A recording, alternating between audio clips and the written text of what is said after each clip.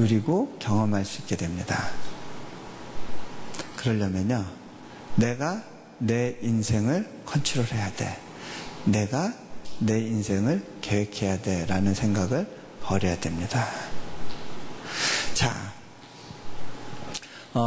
제가요 몽골에 처음 갈 때는요, 그래도 하나님께서 나를 쓸만한 데가 있으니까 부르셨겠지라는 생각이 있었어요. 그런데 몽골에 가서 제가 생각이 바뀌었어요. 제가 하나님과 동행하는 삶 가운데서 하나님이 어떤 분이신지를 알고 나니까 제가 처음에 가졌던 생각이 잘못된 거란 걸 알게 됐어요. 하나님이 내가 내 도움이 필요해서 나를 몽골로 부르신 것이 아니더라고요. 저는 돌아보면 하나님이 제 도움 없이 혼자 하셨으면 더 잘하셨을 일을 저와 같이 하려고 무던히 기다려주신 거라는 걸 알게 됐어요. 여러분, 어른하고 아이가 서로 발목 묶고 한쪽씩 묶고 2인 삼각경기라고 하죠. 그 2인 삼각경기를 하게 되면 어른이 아이 보폭에 맞춰야 될까요? 아이가 어른 보폭에 맞춰야 될까요? 네? 어른이 아이 보폭에 맞춰야 되죠? 네. 하나님께서 내가 너와 일하고 싶다라고 말씀하시는 건요, 지금 그 상황이에요. 혼자 뛰시면 얼마든지 잘 뛰실 수 있는데 내가 너와 같이 가기 위해서 기다려주고 싶다라고 말씀하시는 거예요. 몽골에서요, 제가 한 번은 그 광주에 있는 어느 교회 청년부에서 말씀을 전하게 됐어요. 근데 왜 그렇게 했냐면 그때 저를 초청하는 분이 뭐라고 얘기했냐면, 우리 교회에 청년부원들이 한 300명 있는데 한 100여 명 정도가 선교 헌신을 했습니다. 좀 와서 말씀을 전해주시면 좋겠습니다. 이렇게 얘기한 거예요. 300명 중에 3분의 1이 선교 헌신을 했대요. 여기 참 부담스러운 데네. 그러고 제가 갔어요. 가서 청년들한테 제가 첫날 말씀을 전할 때 말씀을 전하고 나서 기도를 해주고 싶은 마음이 있었어요.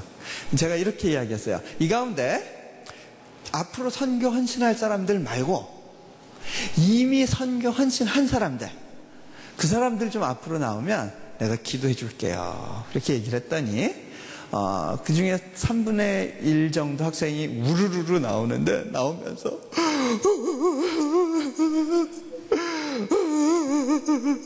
통곡을 하면서 나오는 거예요.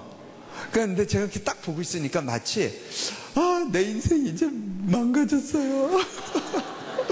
이제 내 재미 볼 거 못 보고 이제 나는 묶였어요. 뭐 이제 그런 느낌이에요. 그래서 제가 그걸 보면서, 물론 그 중에는 하나님 나를 써주시는 것이 너무 감격스럽고 감동이 돼서 너무 감사해요. 뭐 그러면서 우는 친구들도 있었겠죠. 근데 분위기가 제가 보니까 어떡하다 내가 헌신했을까 뭐 이런 분위기였어요. 그래서 제가 그 친구들을 보면서 이 사람들이 뭔가 착각하고 있는데 그런 생각이 드는 거예요. 뭔가 잘못 알고 있네. 하나님께서 더 부담스러우실 텐데. 저것들 언제까지 기다려주면서 같이 일할까? 네. 저 철딱선이 없는 녀석들이 헌신은 했고, 저것도 이미 헌신했으니 나는 일단 그 길로 가야 됩니다라고 우길 텐데, 어떻게 하나. 네. 하나님 쪽에서 갑갑하시겠다. 네. 하나님이요, 우리를 불러주시는 건요, 내가 좀 멋있는 일을 계획하고 있는데 너 좀 끼워줄까? 이런 거더라고요. 네. 그럼 그 부분에 대해서 좀 오해가 없었으면 좋겠어요. 제가 선교지에 갈 때요, 저는 여러 가지 면에서 참 준비가 안 된 선교사였어요. 남들이 이렇게 볼 때 참 대책 없구나, 그런 사람이었어요. 근데 어느새 사람들이요, 제가 막 이렇게 굉장히 베테랑 선교사고 선교에 대해서 잘 아는 사람인 것처럼 오해를 해서, 우리한테 선교 이야기 좀 해주세요 하고 부르는데요. 저 아직도 선교가 뭔지 잘 몰라요. 예, 좀 배운 게 많지 않아요. 근데, 제가 몇 가지만 말씀드리면요. 선교지에 처음 갔을 때요, 재정적으로도 참 준비가 안 됐었어요. 저는, 선교지에 처음 갈 때 하나님께서 주셨던 마음이, 내가 보스턴 땅에서도 한 번도 굶지 않고 하나님이 공급해 주시는 것 갖고 살았는데, 몽골 땅에 갔을 때 하나님께서 나를 또 먹이고 입히실 것들에 대해서 내 안에 기쁨으로 신뢰하는 마음이 있어야겠다라는 생각이 있었어요. 자, 제가 보스턴에서 공부할 때 제가 하버드 대학교에서 이제 박사과정을 했고요. 8년 있었어요. 아내가 터프스 대학에서 박사과정을 했어요. 그리고 아이를 둘을 낳아서 거기서 이제 길렀어요. 미국 보스턴은 미국에서도 물가가 제일 비싼 곳 중에 한 곳이에요. 그런데 저희 가정이 재정적으로 여유가 있는 가정이 아니었어요. 한 번은 아내가 이제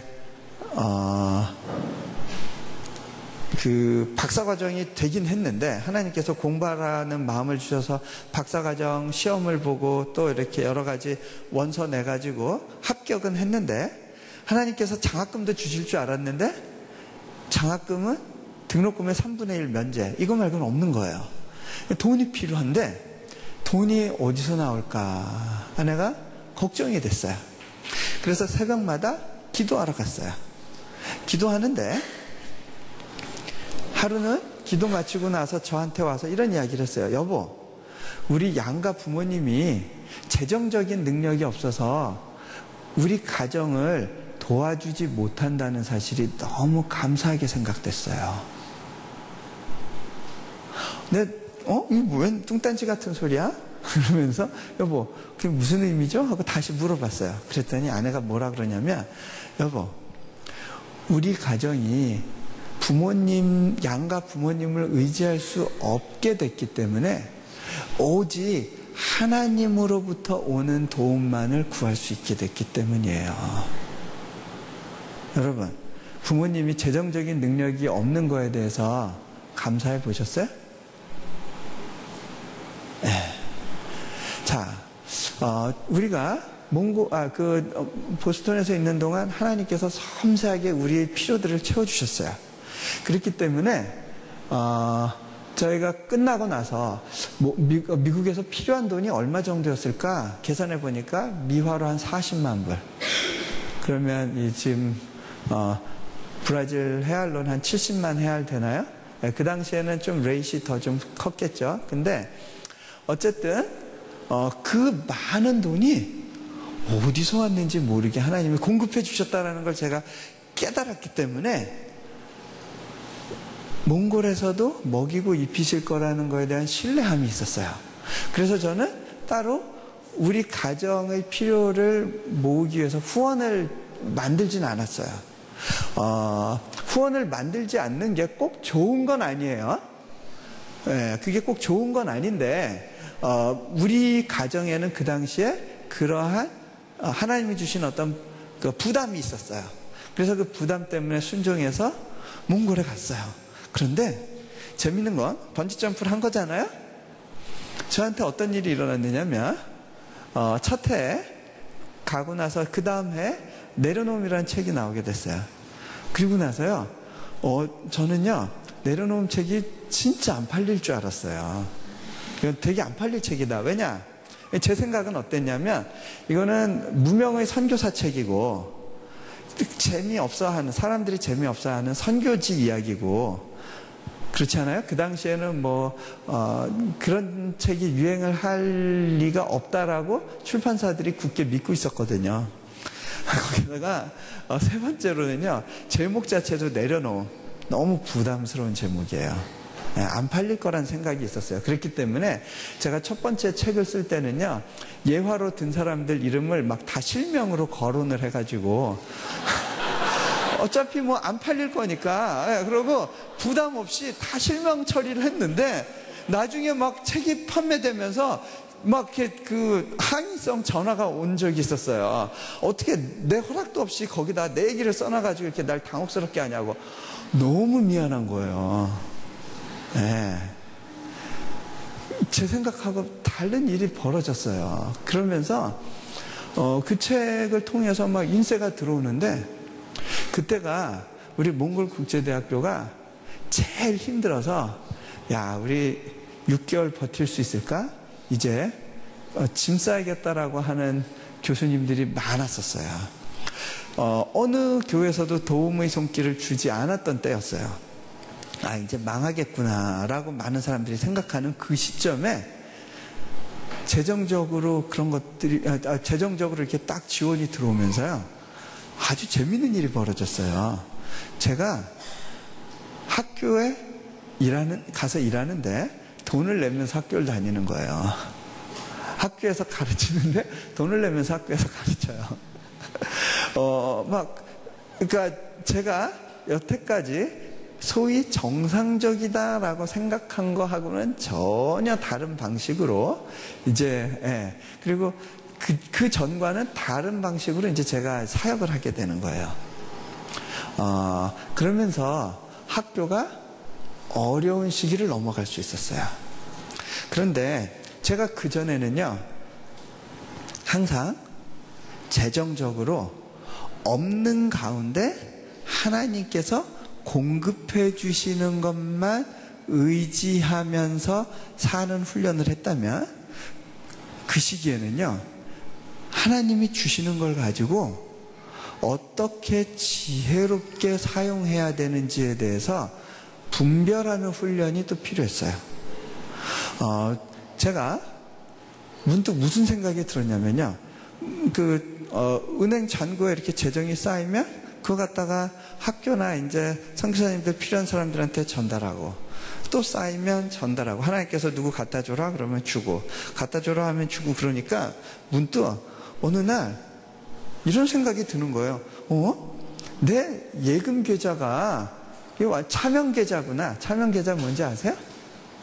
남한테 명의를 빌려준 계좌. 한국에서는 대포 계좌라고 그래요. 가짜 계좌. 실제 주인하고 명목상의 주인이 다른 거죠. 제가 보니까 실제 저 이름은 제 이름으로 돼 있지만 하나님께 계좌를 빌려드렸다는 생각이 들었어요. 그런 시기가 있었어요. 한 2, 3년 그런 시기가 있었어요. 그런데 그렇게 되니까 하나님의 돈을 사용하는데 지혜롭게 써야겠구나. 그게 참 어렵더라고요. 많은 교회도 그렇고요. 또 우리들이 헌금을 하거나 뭘 할 때도요, 실은 우리가 이렇게 무언가를 드린 것에 대해서 흔적이 남기를 바라는 마음이 많아요. 그래서 한국 교회가 선교지를 후원할 때 제일 많이 후원해 주는 게 주로 건물에 후원을 많이 해줘요. 그런데 저는 하나님께서 주신 마음이 네 이름이 남는 걸로는 후원하지 말라는 마음을 주셨어요. 그러니까 어렵더라고요. 제 계좌에서 돈을 꺼내 쓰지만 하나님의 돈을 쓰는 심정으로 쓰는 것 자체가 저한테 좋은 훈련이었어요. 제가 평생에 그런 훈련을 해볼 거라는 생각을 못 해봤어요. 그런데 저는 항상 필요 가운데 하나님이 채우시는 것만 경험할 줄 알았는데, 그걸 경험함과 동시에 또 있는 거를 가지고 나누는 훈련을 같이 시키시더라고요. 하나님이 저를 이끄시는 방식이었어요. 자, 제가 몽골에 또 처음 들어갈 때는요, 저는 신학 교육을 받아보질 못했어요. 저는 전문인 선교사예요.